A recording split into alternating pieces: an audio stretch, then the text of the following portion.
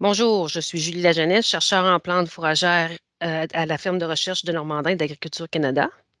Bonjour, je suis Laurence Gendron, agronome et conseillère en économie-gestion au MAPAC pour la direction régionale de la Mauricie. Aujourd'hui, nous allons vous présenter les résultats d'un projet de recherche qui a été mis en place afin de déterminer s'il est avantageux d'appliquer des fongicides dans une culture de luzerne. Tout d'abord, la luzerne est la plante fourragère la plus répandue au Québec et c'est une plante qui est quand même sensible à diverses maladies fongiques du feuillage. Celles qui sont plus couramment observées sont la tache poivrée et la tache commune. L'application de fongicides dans la luzerne n'est pas une pratique courante au Québec et aucune donnée scientifique sur l'efficacité de cette méthode n'est présentement disponible. C'est pour cette raison qu'un essai a été initié afin d'évaluer les deux fongicides homologués, soit le Priaxor, qui contient les matières actives fluxapyroxade et pyraclostrobine, ainsi qu'Acapella, qui contient la matière active picocystrobine. Pour ce faire, 3 sites ont été implantés en 2019, soit le site de Normandin d'Agriculture et Agroalimentaire Canada, le site de Saint-Mathieu-de-Belleuil au Sérum, ainsi qu'un site à la Pocatière au CDBQ. Les principaux objectifs étaient d'évaluer l'incidence des maladies foliaires dans les prairies à dominance de luzerne, évaluer l'efficacité des traitements fongicides foliaires dans la luzerne sur les paramètres agronomiques et leur influence sur la qualité des fourrages, ainsi que d'évaluer la rémanence dans les sols des traitements fongicides qui sont appliqués et leur influence sur l'activité biologique du sol. Et pour terminer, pour évaluer la rentabilité de l'application des fongicides dans la luzerne. Donc, un dispositif en bloc aléatoire complet et en parcelles subdivisées a été utilisé, soit le split plot avec 4 répétitions. Donc, en parcelle principale, on avait 2 cultivars, un cultivar AC Mélodie qui était considéré comme le cultivar hâtif, puisqu'il arrive à la floraison, au stade de floraison une semaine avant Calypso, ainsi que Calypso qui était considéré comme un cultivar tardif. Nous avons utilisé ces 2 cultivars afin de déterminer s'il y avait un effet de cultivar et de sa maturité ou de sa date de floraison sur l'incidence des maladies. En sous-parcelle, nous avons inclus le nombre d'applications de fongicides, soit 1 ou 2 fois par année. Et en sous-parcelle, c'était les traitements fongicides, soit Priaxor, Acapella et le traitement témoin sans fongicide. Les différentes doses et la période d'application pour chaque fongicide étaient celles qui étaient indiquées sur l'étiquette des produits et les maladies foliaires ont été observées et notées avant et après l'application de chaque fongicide ainsi qu'avant chacune des coupes. La luzerne était récoltée au stade recommandé, c'est-à-dire au stade 10 floraison.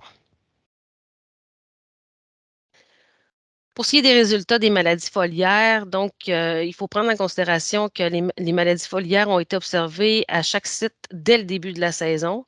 C'est la tige noire de la luzerne qui a été observée, qui est causée par l'agent Phoma medicaginis. D'ailleurs, ici à droite, en haut, on peut voir cette maladie. C'est les petites taches sur le feuillage. Il y avait également des taches sur les tiges, mais sur la photo, on ne les voit pas vraiment, là. Chacune des maladies a été diagnostiquée au laboratoire de diagnostic du MAPAC. Également, au cours de la saison, selon les sites, on a vu apparaître d'autres types de maladies, soit la tache commune et la tache poivrée. La tache commune est causée par Pseudophysa, alors que la tache poivrée, excusez-moi, est causée par Leptospirulina. Donc, ici, on peut voir Pseudophysa, qui est l'agent causal de la tache commune à droite en bas. Donc, on peut voir que le feuillage était grandement affecté. Cette photo-là a été prise à Normandin en 2020, juste avant la deuxième coupe. Donc, on peut voir qu'il y avait quand même une grande incidence de la maladie dans les parcelles. Et ce, on observait la maladie de façon euh, très dominante là, dans toutes les parcelles, peu importe le traitement fongicide. L'application de fongicides a eu peu d'effet sur l'incidence des maladies, sauf au site de Saint-Mathieu-de-Belleuil en 2020 et à la troisième coupe seulement, ainsi qu'à Normandin en 2021 et à la deuxième coupe seulement. Il n'y a aucune interaction avec les 2 autres facteurs, soit le cultivar et le nombre d'applications qui était significatif. Donc, pour vous montrer les effets à Saint-Mathieu-de-Belleuil, j'ai ici un tableau qui représente les effets du fongicide sur le nombre de plants ayant des symptômes et incidence des maladies par plant et par parcelle avant chacune des coupes à Saint-Mathieu-de-Belleuil en 2020. Donc, on a la coupe 1, 2, 3, avec chacun des traitements fongicides, soit Capella, Priaxor et le traitement témoin. Ce qu'on a noté, c'est le nombre de plants. Donc, on a noté la maladie sur 10 plants par parcelle, l'infestation par plant en pourcentage, ainsi que l'infestation par parcelle en pourcentage. Et on peut voir que avant la coupe 1, les maladies étaient quand même présentes sur près de 6 plants sur les 10 et toute la parcelle était infectée. À la deuxième coupe, il n'y avait aucune maladie. Et il n'y avait aucune incidence il n'y avait aucun effet significatif de l'application des fongicides sur l'incidence de la maladie, excusez-moi. Et à la coupe 3, donc, on peut voir que les maladies étaient très présentes puisque près de 10 plants sur 10 étaient affectés par les maladies, ainsi que l'incidence de la maladie était présente sur 100 de la superficie des parcelles. On peut voir une différence significative au niveau de l'infestation par plant selon le traitement fongicide. Ainsi, Priaxor a permis de diminuer l'incidence des maladies par plant à 17,5 comparativement au témoin qui a eu 21,9 de maladies et Acapella avec 21,4 de maladies. Pour ce qui est de Normandin en 2021, on a encore une fois un tableau qui représente l'effet du fongicide sur le nombre de plants ayant des symptômes et l'incidence des maladies par plant et par parcelle avant chacune des coupes. Donc, on a la coupe 1, la coupe 2, la coupe 3 pour les traitements fongicides Acapella, Priaxor et le témoin. Encore une fois, à ce site, on peut voir que l'incidence de la maladie était quand même assez élevée dès la première coupe à ce site, donc en début de saison, puisqu'il y avait 10 plants sur 10 qui étaient infestés et 100 de la superficie de la parcelle était infestée également. Cependant, il y a des effets significatifs qui ont été observés sur l'infestation par plant à la coupe 2. Par conséquent, à la coupe 2, on peut voir que le traitement témoin il y avait une incidence plus marquée de la maladie par plant avec 13,4 comparativement aux deux traitements fongicides. Et Acapella avait un meilleur contrôle de la maladie puisque l'infestation par plant était de 10,5 comparativement à 12,7 pour Priaxor. On peut voir également qu'il y a une différence significative à la coupe 3.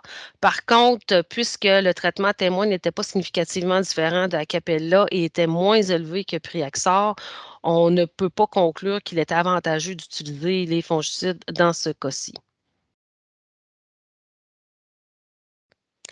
Pour ce qui est des rendements en tonnes de matière sèche à l'hectare, pour les 2 années, le choix du cultivar et le nombre d'applications ont eu peu d'effets significatifs sur les rendements. Les types de fongicides n'ont pas affecté les rendements en matière sèche par coupe ni les rendements saisonniers au site de Normandin et Saint-Mathieu-de-Belleuil.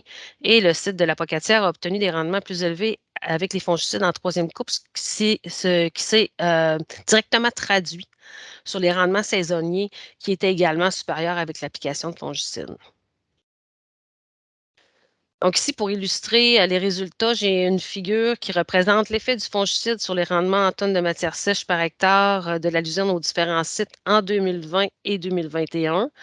Donc, on a sur l'axe des Y les rendements en tonnes de matière sèche à l'hectare et sur l'axe des X, on a chacun des sites Normandin, Saint-Mathieu-de-Belleuil en 2020, Normandin, Saint-Mathieu-de-Belleuil et la Pocatière en 2021 pour chacun des traitements, soit Acapella, Priaxor et les témoins. Donc, comme on peut voir ici, c'est qu'on n'a pas de résultats en 2020 pour la pocatière parce que les parcelles se sont bien établies à tous les sites en 2019, mais il y a eu beaucoup de mortalité hivernale au site de la pocatière à l'hiver 2019-2020 et on a été obligé de ressemer l'essai à ce site en 2020 afin d'avoir des résultats pour 2021. C'est pour cette raison-là qu'au site de la Pocatière, seules les données pour l'année 2021 sont présentées ici. Donc, pour les 2 années, les traitements n'ont pas affecté significativement les rendements total en matière sèche saisonnier de la luzerne au site de Normandin, puisqu'on a eu 6 tonnes de matière sèche à l'hectare en 2020 et 8,2 tonnes de matière sèche en 2021. Et il n'y a eu aucune instance, il n'y a eu aucun effet significatif non plus à Saint-Mathieu-de-Belleuil, puisqu'on avait en moyenne des rendements de 11,7 et de 10,1 tonnes de matière sèche en 2020 et 2021, respectivement, pour ce site. Seul le site de la Pocatière en 2021 a eu des rendements totaux saisonniers qui ont été affectés par les fongicides. En effet, à ce site, les traitements témoins obtenus ont été plus élevés avec Priaxor, puisqu'on avait 11,4 tonnes de matière sèche à l'hectare, suivi de Acapella avec 10,8 tonnes de matière sèche à l'hectare. Et finalement, les rendements les moins élevés ont été obtenus avec le traitement témoin, avec 10 tonnes de matière sèche à l'hectare. Donc, on sait que même si à ce site, il n'y a eu aucun effet des fongicides sur l'incidence des maladies, c'est que le Priaxor et la Capella contiennent des matières actives qui font partie de la famille des strobilurines. Puis il est connu que cette famille-là peut augmenter les rendements des cultures indépendamment de la présence de maladies grâce à leurs effets physiologiques qui vont se traduire par une plus longue rétention des feuilles et un maintien de rendement et de qualité. Ces effets physiologiques ont été également associés à la régulation hormonale, à l'amélioration de la tolérance au stress et également à l'augmentation du métabolisme du carbone et de l'azote. Donc, on croit que c'est beaucoup plus dû à ce type de molécules que les rendements ont été plus élevés avec les fongicides, puisqu'il n'y a eu aucune incidence il n'y a eu aucun effet sur l'incidence des maladies. De plus, il faut reconnaître que les effets significatifs n'ont été observés que sur une année sur les 5 années cites. Donc, pour la valeur nutritive de la luzerne, on a regardé la teneur en protéines. Donc, ici, on a l'effet du fongicide sur la teneur en protéines de la luzerne aux différents sites en 2020 et 2021. Pour les sites de Normandin et Saint-Mathieu-de-Belleuil en 2020 et 2021, il n'y a eu aucun effet significatif de l'application de fongicides sur la teneur en protéines, puisqu'on avait environ 20 de protéines à Normandin en 2020 et 24 à Saint-Mathieu-de-Belleuil, alors qu'en 2021, on avait environ 21 de protéines à Normandin comparativement à 24 à Saint-Mathieu-de-Belleuil.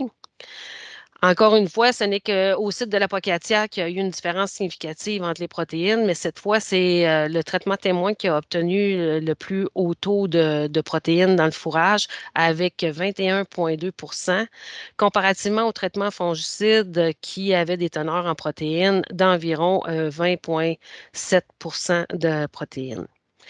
Donc, on peut voir qu'il y avait quand même une différence significative, mais que cette différence-là était quand même assez faible. On a également calculé les unités nutritives totales pour déterminer vraiment la valeur nutritive de la luzerne qui a été récoltée. En fait, les unités nutritives totales, ce sont des unités exprimées en pourcentage et qui représentent une estimation de la matière sèche qui est digestible du fourrage. Et ça permet de calculer l'énergie nette du fourrage en prenant en compte les fibres contenues dans la luzerne. Donc, on peut voir qu'il n'y a aucun effet significatif des différents traitements aux différents sites et durant les années, et ce, peu importe le site. Par contre, même s'il n'y a aucune différence, on peut voir qu'il y a quand même une tendance à ce que le témoin ait un plus grand pourcentage d'unités nutritives totales selon les sites.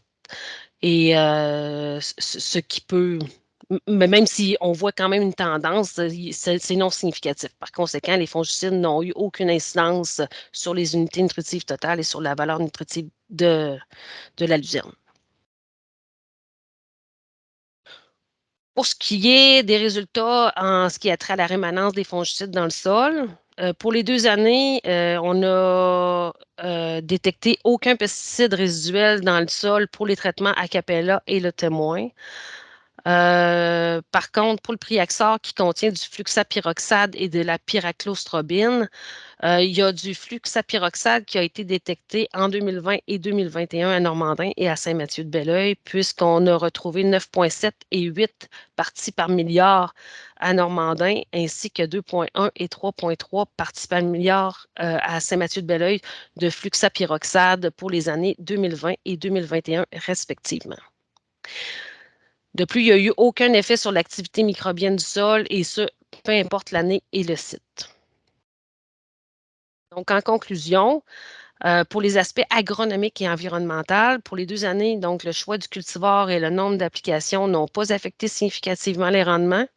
Les types de fongicides n'ont pas affecté les rendements en matière sèche par coupe et les rendements saisonniers au site de Normandin et Saint-Mathieu-de-Belleuil. Et le site de la Pocatière en 2021 a obtenu des rendements plus élevés avec les fongicides en troisième coupe, ce qui s'est directement traduit sur des rendements saisonniers beaucoup plus élevés avec l'application de fongicides. Et les unités nutritives totales de la luzerne n'ont pas été affectées significativement par les traitements fongicides, et ce, pour tous les sites et à chacune des années. Merci, Julie. Donc, on va enchaîner avec les aspects économiques maintenant. On va tenter de répondre à la question, est-ce rentable? Donc, dans les prochaines minutes, on va regarder les 4 étapes que je vous présente à l'écran. Donc, premièrement, la méthodologie. On va vous expliquer rapidement là, comment est-ce qu'on a procédé pour ça. Ensuite, on va calculer la valeur économique des fourrages, parce qu'en fait, c'est une donnée qui va être importante pour notre calcul de rentabilité. On va vous présenter nos calculs et terminer avec une petite conclusion là, sur l'aspect économique. Donc, la méthodologie. On a utilisé le budget partiel parce que le budget partiel, c'est une méthode qui est idéale pour évaluer l'impact économique d'un changement mineur. Donc, quand on parle d'utiliser des fongicides dans la culture de la luzerne, c'est quand même un changement mineur qui est assez facile à chiffrer, là. Donc, d'une part, on aura les coûts additionnels associés à cette pratique-là. Donc, évidemment, l'achat des fongicides, leur application. On a vu que sur un site, donc la Pocatière, on avait des augmentations de rendement notées grâce à l'utilisation des fongicides. Donc, l'augmentation de rendement, ce sera des bénéfices qu'on voudra chiffrer. Et nécessairement, si on a des augmentations de rendement, on a des coûts additionnels associés à la récolte des fourrages. Donc, il faudra en tenir compte aussi dans nos coûts additionnels. Puisqu'il n'y a pas vraiment eu de différence significative au niveau de la qualité, ce n'est pas une donnée qu'on va utiliser dans notre budget partiel, là, la qualité des fourrages, finalement. Donc, la valeur économique des fourrages, j'en parlais un petit peu tantôt. Puisqu'on a, dans un cas, des gains de rendement, on va vouloir chiffrer la valeur de ces gains de rendement-là. Ça aurait été facile si on avait eu des grains, par exemple, parce que les prix sont assez facilement accessibles, là. Pour ce qui est des fourrages, c'est un petit peu plus, c'est différent en fait. Donc, nous, on a décidé d'utiliser les paramètres de qualité des fourrages pour leur donner une valeur.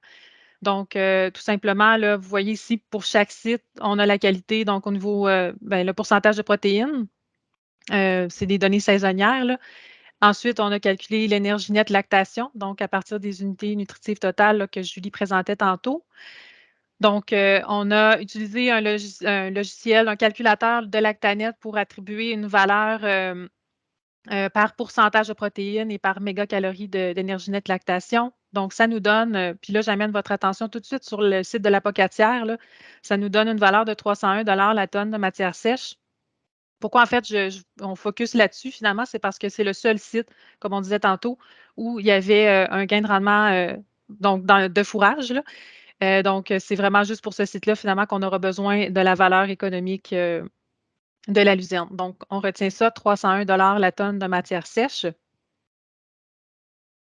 Les calculs comme tels, donc, on présente un budget partiel ici pour, on va y aller avec le site de la Pocatière, là, donc quand il y a un gain de rendement qu'on va pouvoir opposer au coût additionnel de la pratique, là.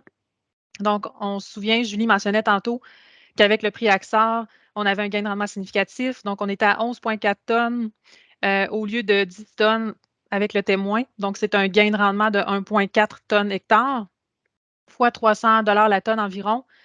Ça nous donne un gain, en fait, des bénéfices additionnels par hectare, là. Je tiens à le dire, ici, on calcule vraiment le budget partiel par hectare, donc de 421 . Évidemment, on a des coûts additionnels associés à cette pratique-là, donc l'achat du fongicide comme tel, donc le prix Axar. Il y a également le AgSurf qui doit être ajouté au fongicide. Donc, Julie, je ne sais pas si tu veux mentionner un petit mot là-dessus. Mais le Axurf, c'est un surfactant non ionique, puis on recommande avec le Priaxor de le mélanger parce que ça permet au fongicide d'être plus efficace. Puis on le mélange à un taux de 0,125 volume-volume. OK. Donc, on voit là finalement que le coût total, je dirais, du fongicide, c'est donc 80 plus 3, là, donc 83 l'hectare. Puis, on applique aussi le fongicide. Ici, on a considéré que le fongicide était appliqué à forfait pour avoir vraiment l'ensemble des coûts. Là, on sait que certains producteurs peuvent le faire eux-mêmes, mais là, dans notre cas, on voulait vraiment plutôt être conservateur dans nos estimations. Donc, 13 l'hectare. Et finalement, les coûts associés à la récolte de fourrage additionnel. Donc, c'est en fait, qu'est-ce que ça comprend ça? C'est les opérations culturales pour la récolte d'ensilage en silotour. Donc, on parle de fauche, fourragère, transport, souffleur, puis il y a également des frais de main-d'œuvre un peu inclus là-dedans. Là. Donc, ça nous donne 160 l'hectare de coûts additionnels pour la récolte des fourrages. Ce qui fait que 421 moins 255, on a un gain net dans ce cas précis-là, avec prix Axar au site de la Pocatière en 2021, un gain net de 166 l'hectare. Donc, c'est positif grâce au gain de rendement. Ici, on veut relativiser les résultats parce que justement, c'est arrivé sur un site, sur finalement 5 années sites, comme l'a dit Julie tantôt. Donc, ici, dans le tableau d'analyse de sensibilité, en haut, vous avez la valeur économique de la luzerne qu'on peut faire varier. Et à gauche, vous avez le gain de rendement associé à la pratique. Donc, on a ici là, notre 166 l'hectare qui est notre gain net qu'on vient tout juste de calculer avec le scénario La Pocatière avec prix Axar. Donc, on a notre gain de rendement de 1,4 tonnes à une valeur économique de l'usine de 301 par tonne. Donc, on a, c'est ça, notre gain de 166 l'hectare. Donc, ce tableau-là est intéressant simplement pour démontrer, par exemple, que en fait, le seuil de rentabilité qu'on peut voir avec les cases bleues, là, par exemple, à une valeur économique de l'usine de 301 la tonne, il faut en fait que notre gain de rendement soit d'au moins 513 kilo-hectares pour arriver au seuil de rentabilité, donc pour arriver à zéro. Donc, à partir du moment où on a un gain qui est supérieur à 500 kilos, donc tout à l'heure, on avait 1400 là, ou 1,4 tonnes, donc là, on enregistre des gains. Donc, ça nous donne une petite idée de comment ça peut varier les résultats. Puis, ce qui est surtout intéressant de souligner, c'est que lorsqu'on n'a aucun gain de rendement, comme c'est le cas, que ça a été le cas finalement à Saint-Mathieu-de-Belleuil et à Normandin pour les 2 années, 2020-2021. Donc, on n'a aucun gain de rendement. Donc, c'est seulement des coûts associés au fongicide, à son application. Mais on arrivait plutôt avec une perte nette à ce moment-là de 96 l'hectare. Donc, c'est important de le souligner parce que c'est quand même la majorité des sites qui étaient concernés par des résultats comme ça. Donc voilà, ça permet de relativiser les résultats. Puis, on a fait le même calcul avec le fongicide, cette fois à Capella, toujours au site de la Pocatière. Donc, dans ce cas-ci, l'augmentation de rendement grâce au Acapella est un petit peu plus faible que tantôt avec le prix Axar. Là, on est plutôt à 800 kilo-hectares au lieu de 1400. Donc, ça nous donne des bénéfices additionnels de 241 l'hectare. Puis à cela, on doit là, opposer finalement les coûts, comme le coût du Acapella, l'application du fongicide qui est à forfait encore, et les coûts variables de la récolte supplémentaire de fourrage. Je tiens à mentionner, je ne l'ai pas dit tout à l'heure, mais pourquoi qu'on a retenu 1,5 applications? C'est parce que les essais ont démontré que finalement, que ce soit une ou deux applications, il n'y avait pas d'effet significatif. Donc, on a dit, bon, on va prendre 1,5 pour avoir un résultat moyen et plutôt conservateur, là, si je peux dire. Donc voilà. Et ça nous fait donc des coûts additionnels totaux de 153 l'hectare, ce qui nous fait un gain net dans ce cas-ci, avec le Acapella, de 88 l'hectare. Donc, toujours ici, notre petit tableau d'analyse de sensibilité. On retrouve notre résultat ici là, de 88 l'hectare pour notre année site, la Pocatière 2021. Donc, ici, j'attire votre attention aux résultats si on n'a aucun gain de rendement. Dans ce cas-ci, avec l'Acapella, il coûte moins cher que le prix Axar. C'est pour cette raison-là qu'on a toujours une perte nette quand on n'a aucun gain de rendement, mais la perte est un peu moins élevée qu'avec le prix Axar. Donc, voilà. Sous conclusion, je pourrais dire si je peux dire plutôt de l'aspect rentabilité, l'aspect économique. Donc, est-ce que c'est rentable l'application des fongicides dans la luzerne? En fait, les calculs démontrent que ça a été non rentable dans la majeure partie des cas. On l'a dit, 4 annécides sur 5. C'est vraiment au site de la Pocatière avec les gains de rendement qui étaient quand même importants aussi, là, de 800 kg à 1400 kg hectare. Donc, il y a eu un gain net là, à l'hectare de 88 à 166 l'hectare. Mais en contrepartie, pour Normandin et Saint-Mathieu-de-Belleuil, ben, c'était des pertes nettes, donc il n'y avait pas de gain au niveau du rendement. On a eu seulement là, des coûts additionnels, donc 62 à 96 l'hectare de pertes dans ce cas-là. Donc, ça garde en tête là, dans nos réflexions. Donc, en conclusion générale, au cours des 2 années de l'essai, les maladies foliaires étaient déjà présentes en début de saison, avant même que la luzerne ait atteint le stade recommandé pour l'application des fongicides. L'utilisation de fongicides, de même que le nombre d'applications, a eu peu ou pas d'effet significatif sur le contrôle des maladies au cours des 2 années de production. Et il y a un seul anécite sur 5 qui a obtenu des rendements annuels significativement plus élevés avec l'application de fongicides comparativement au traitement de témoins sans fongicides. Donc, encore une fois, le prix Axor et la Capella contiennent des matières actives qui font partie de la famille des strobilurines, dont la pyraclostrobine et la picostistrobine, respectivement. Et il est connu que les strobilurines peuvent augmenter les rendements des cultures indépendamment de la présence de maladies. Donc, c'est peut-être pour cette raison-là qu'il y a eu des rendements plus élevés à la Pocatière en 2021. Puisque les fongicides n'ont pas eu de réel impact sur le contrôle des maladies, puis sur l'augmentation des rendements saisonniers et sur la qualité nutritive des fourrages, nos résultats suggèrent qu'il n'est pas rentable d'appliquer des fongicides dans une culture à dominance de luzerne sur les conditions du Québec, puisqu'on a vu des réponses significatives seulement à un seul site durant les 5 années sites. Donc, on voudrait remercier nos collaboratrices, Marie Bipfubuza du Sérum, Hélène Brassard du MAPAC et Céline Jorlette du CDBQ, sans qui cet essai on n'aurait pas été capable de faire cet essai.